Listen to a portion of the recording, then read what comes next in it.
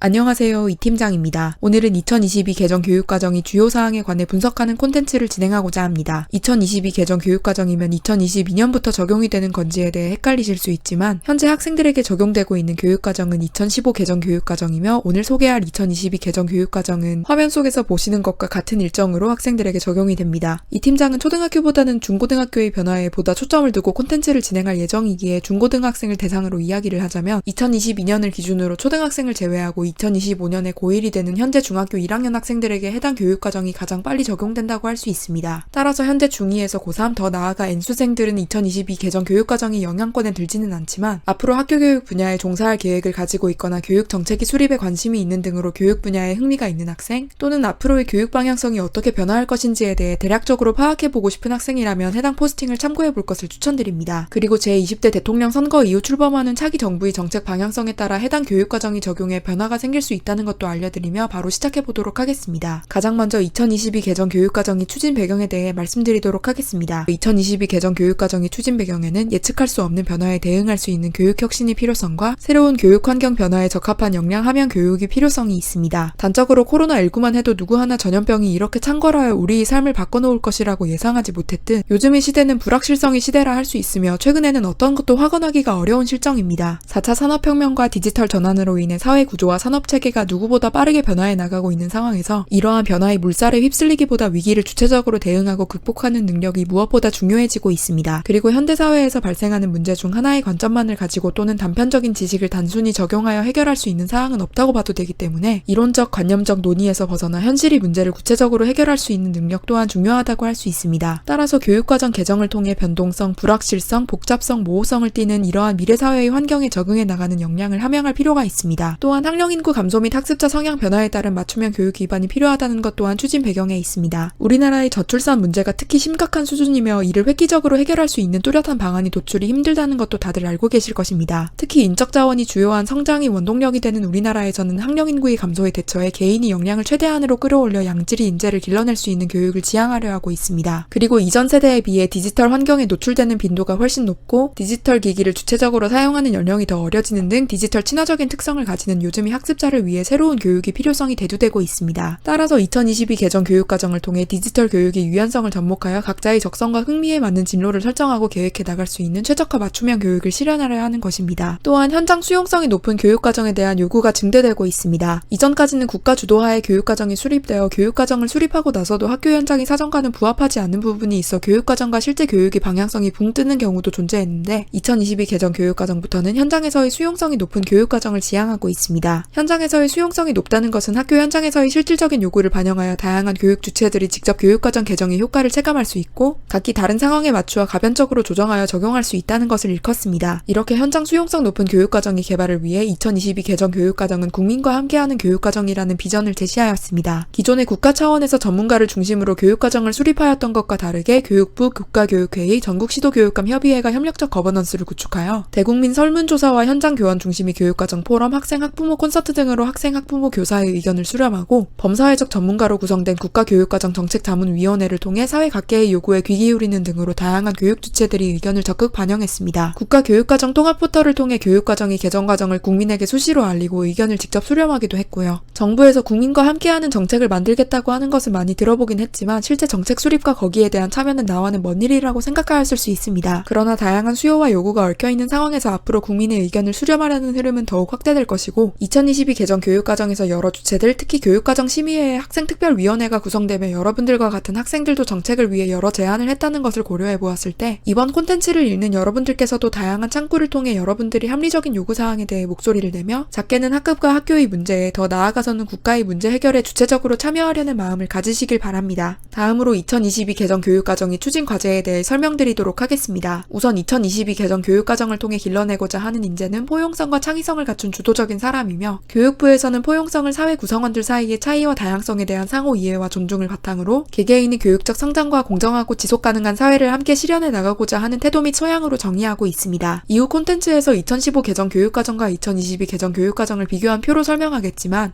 2015 개정 교육과정에서는 바른 인성을 갖춘 창의 융합형 인재를 추구하였는데 2022 개정 교육과정에서는 포용성과 창의성을 갖춘 주도적인 사람을 추구하는 것으로 변화하였습니다. 바른 인성을 서로 다른 이해관계를 포용할 줄 아는 역량으로 구체화하고 변화에 적극적으로 대응할 수 있는 주도적인 사람을 키워낼 것을 명시하며 2022 개정 교육과정에서는 조금 더 주체적이고 실질적인 방향성을 원한다는 것을 확인할 수 있습니다. 그러면 본격적으로 2022 개정 교육과정의 추진 과제를 알아보도록 하겠습니다. 첫 번째 과제는 미래 변화에 대응하는 교육과정의 혁신입니다. 이를 위해 미래 사회를 대비하는 핵심 역량과 교육 목표를 제시했는데 2022 개정 교육과정에서 미래 사회를 위한 인간상을 설정할 시 고려하는 사항은 주체성, 책임감, 적극적 태도로 표현되는 자기주도성, 문제 해결, 융합적 사고 도전으로 표현되는 창의와 혁신, 배려, 소통, 협력, 공감, 공동체 의식으로 표현되는 포용성과 시민성이 있습니다. 미래 사회를 대비하는 핵심 역량은 자기관리, 지식정보 처리, 창의적 사고, 심미적 감성, 협력적 소통, 공동체 역량 6가지이고 사실 2015 개정 교육과정에서 의사소통 역량이 협력적 소통으로 바뀐 것이 전부이긴 합니다. 이는 의사소통에서 협력의 측면을 더 강조한 것이라 생각하시면 되고 교육부에서 지향하는 인간상과 핵심 역량은 대학이 인재상과도 밀접한 연관을 주고받는다고 할 수 있는데 현재 여러 대학들이 4차 산업혁명에 대비하여 제시하고 있는 인재상과 크게 다른 점들이 있는 것 같지는 않으니 석 소장님과 이 팀장이 분석한 대학들이 다양한 인재상 분석 콘텐츠들도 읽어보시기를 권하겠습니다. 화면을 보시면 교육부에서 제시한 여러 교과를 학습하는 데 기본기가 되는 기초 소양이 있는데 언어적인 능력과 수리적인 사고력이 여러 학문과 실생활에 있어 기초가 된다는 것은 통용되고 있는 사실이나 2022 개정 교육과정부터는 기초 소양에 디지털 소양을 넣었다는 점이 특이할 만한 사항입니다. 디지털 소양에는 디지털 디바이스와 소프트웨어에 대한 이해를 기반으로 이를 자유롭게 활용할 줄 아는 능력, 그리고 범람하는 정보를 비판적으로 필터링하는 디지털 문해력 등이 해당되며 정보화 사회에서 디지털이라는 키워드는 이제 정말 필수 불가결한 요소라는 것을 알 수 있습니다. 이에 따라 초중 고등학교에서 디지털과 AI 소양을 함양하는 교육도 확대할 방침입니다. 여러분들이 2022 개정 교육과정이 직접적인 적용을 받지 않더라도 현재 성균관대학교, 경희대학교, 충남대학교, 경북대학교 등이 많은 대학에서 대학 교육을 소프트웨어 중심으로 혁신하려는 사업인 소프트웨어 중심대학 사업에 참여하며 소프트웨어 가치를 실현하고 있다는 점, 다양한 빅데이터와 인공지능 관련 신설 전공들이 늘어난다는 점에서 디지털과 AI 소양을 기르고 이를 대학에 어필하는 것은 중요합니다. 쉽게 말하면 여러분이 어떤 전공을 지망하든 간에 빅데이터와 인공지능이 어떻게 적용될 수 있는지 파악해 보시고 코딩이나 통계 프로그램으로 여러분들이 진로 관련 프로젝트를 진행해 보시라는 것입니다. 또한 미래 교육을 위해 학습자의 공동체 가치를 함양하고 역량을 강화할 예정인데 이는 생태 전환 교육과 민주 시민 교육 두 가지의 확대로 요약할 수 있습니다. 먼저 생태 전환 교육은 기후 변화와 환경 재난 등에 대응하고 환경과 인간의 공존을 추구하며 지속 가능한 삶을 위한 모든 분야와 수준에서의 생태적 전환을 위한 교육으로 주요 영역은 생태와 인간의 관계, 기후 변화와 생태계 문제 탐구, 생태 전환을 위한 실천과 참여 등이 있고 내용 요소로는 생태 감수성과 책임감, 인간 이외의 다른 종에 대한 보호의식, 미래 세대의 권리로서 환경권 존중, 생태 전환을 위한 사회체계의 변화 제한 및 실천 등이 있습니다. 이러한 환경교육이 예시에는 세종시 교육청에서 시행하는 2022년도 학교 환경교육 기본계획이 있겠습니다. 세종시 교육청에서 우선 매주 1일은 일회용품을 한 번도 사용하지 않은 111 실천운동을 홍보 및 실천하며 둘째로 탄소중립 시범학교 6개를 지정하여 친환경 소비와 생산, 자원순환 등의 주제를 다루는 지역사회 환경시민단체와 연계한 환경교육 프로그램 및 운영을 지원하며 학생들이 환경동아리 활동을 독려하고 발표대회를 운영하는 등 학생들이 실천활동도 강화할 예정입니다. 민주시민교육은 학생이 자기 자신과 공동체적 삶이 주인임을 자각하고 비판적 사고를 통해 자신이 속한 공동체의 문제를 상호 연대하여 해결할 수 있도록 지원하는 교육으로 주요 영역에는 민주주의와 사회적 현안, 비판적 사고, 민주적 의사결정, 시민의 참여와 실천 등 내용 요소에는 문화 다양성, 미디어 리터러시, 사회적 공감과 의사소통, 지역 및 국가 공동체 참여와 실천 등이 있습니다. 아까 시민들이 정책 결정 과정에 능동적으로 참여할 것이 요구되고 있으며 점점 사회 참여 역량이 중요해진다고 말하기도 했듯 학생들이 앞으로 민주시민으로서의 의무를 이행하며 권리를 주장할 수 있게끔 민주시민 교육을 확대하는 것입니다. 현재는 사회, 도덕, 과학, 환경 등 관련 교과를 중심으로 교육이 진행되었다면 앞으로는 모든 교과에서 생태 전환 교육과 민주시민 교육을 다룰 수 있도록 변경될 예정이니 지역사회와 공존하고 지속가능한 발전을 지향할 수 있는 역량은 더욱 중요해질 전망입니다. 그러니 여러분들이 2022 개정 교육과정이 적용되는 세대가 아니더라도 생활기록부에 단순히 교육을 이수하였다는 결과만 남기기보다 민주시민 교육과 생태 전환 교육에 관련한 고민을 한 흔적을 기록하시기를 추천드립니다. 학급 자치회, 학생회 등이 자치 활동을 통해 학교에서부터 스스로 책임과 권리를 바탕으로 민주시민 교육에서 배운 내용을 적용할 수도 있고 인권이나 평등, 문화 다양성, 지속가능한 발전, 환경 등의 주제와 관련하여 자발적인 캠페인과 프로젝트를 진행할 수도 있습니다. 대학 입시 차원에서 미래 시민으로서 준비된 태도를 보여주는 것은 범용성 있게 적용할 수 있는 키이며 구체적으로 여러분들이 진로와 연관 지으면 더 좋은데 예를 들자면 심리나 공간에 관심이 있는 학생이라면 학교 숲이 심리적 요인에 미치는 영향 등의 주제를 설정할 수 있겠네요. 그리고 2022 개정 교육과정에서는 모두를 위한 교육과정이 강화됩니다. 구체적으로는 학습 부진 학생, 느린 학습자, 장애를 가진 학생, 다문화 가정 학생 등 다양한 특성을 가진 학생을 지원할 수 있는 방안 방안을 마련할 예정입니다. 소규모 학교 및 초중등 통합 운영 학교를 지원하는 등으로 지역 학교 간 교육 격차를 완화하고 각 학교의 여건에 맞는 교육과정을 운영할 수 있는 체제를 마련하는 것입니다. 그리고 특수교육 교육과정이 개선될 예정인데 간단하게 언급하자면 특수교육 대상 학생에 대해 통합학급 및 특수학급과 같은 배치 환경에 관련한 학교 교육과정 편성, 운영, 평가 등의 지침이 마련됩니다. 특수교육에 관심이 있는 학생들이라면 이러한 통합교육이 어떻게 실현될 수 있을까에 대해 고민하고 학교급별로 특수교육의 양상은 어떻게 달라져야 할 것인지에 대해 관심을 가지고 탐구 주제를 설정해 보시기 바랍니다. 2022 개정 교육과정의 두 번째 과제는 지역학교 교육과정 자율성 확대 및 책임교육의 구현입니다. 분권화를 바탕으로 학교 교육과정의 자율성이 확대되는데 즉 학교별로 더욱 자율적인 교육과정을 운영할 수 있게 된다는 것입니다. 초등학교에서도 3학년에서 6학년까지 학년별로 각각 선택 과목을 2개씩 운영할 수 있게 되고 2022 개정 교육과정 전반에서 지역과 연계한 단원을 구성한다는 내용이 꾸준히 강조되는 것으로 보아 여러분들이 지역에서 추진하는 과제는 무엇인지 또는 추진할 수 있는 과제는 무엇일지에 대해서도 조사해 볼 것을 추천드립니다. 사실 학교별 자율성이 커졌다는 말은 다르게 보면 여러분들이 어떤 학교를 선택하느냐에 따라 배우는 과정이 달라질 수 있다는 말이기도 하므로 각 학교에서도 학생들을 위하고 자교의 특색을 살리는 프로그램 개발에 힘써야겠습니다. 소규모 학교나 농산, 어촌 학교와 같이 선택 과목 운영이 어려운 경우 공동 교육과정 운영 방안도 모색한다고 하니 너무 걱정하지는 마시기 바랍니다. 그리고 2022 개정 교육과정에서 가장 큰 변화 중 하나는 현재 중학교 1학년들에게 적용되는 자유학기제 또는 자유학년제에서 자유학년제를 폐지하고 자유학기제로 완전히 전환하여 이를 축소하고 3학년 2학기에 진로 연계학기를 운영하는 것입니다. 자유학년제 또는 자유학기제에서는 내신 시험을 치르지 않아 학생들이 공부에 소홀해질 수 있다는 우려, 학년이 올라가면 진로가 바뀌는 경우가 대다수인데 중1이라는 중학교의 초입에만 진로를 탐색하는 것이 실효성에 대한 의문 등 기존의 자유학년제 또는 자유학기제의 단점을 보완하여 중학교 1학년 때의 자유학기제를 축소 시행하고 3학년 2학기에도 진로 연계학기를 운영하는 형태로 바뀌었습니다. 오늘은 2022 개정 교육과정이 만들어지게 된 배경 및 추진과제 두 가지에 대해서 이야기해 보았습니다. 다음 콘텐츠에서는 2022 개정 교육과정의 세 번째 과제인 교육과정 혁신을 통한 학습자 맞춤형 교육 강화, 네 번째 과제인 교육환경 변화에 적합한 교과 교육과정 개발 및 지원, 다섯 번째 과제인 특수교육 교육과정 개선 방안, 그리고 2015 개정 교육과정과 2022 개정 교육과정의 신구 대비표까지 분석할 것을 예고하며 이번 콘텐츠는 마무리하도록 하겠습니다. 감사합니다.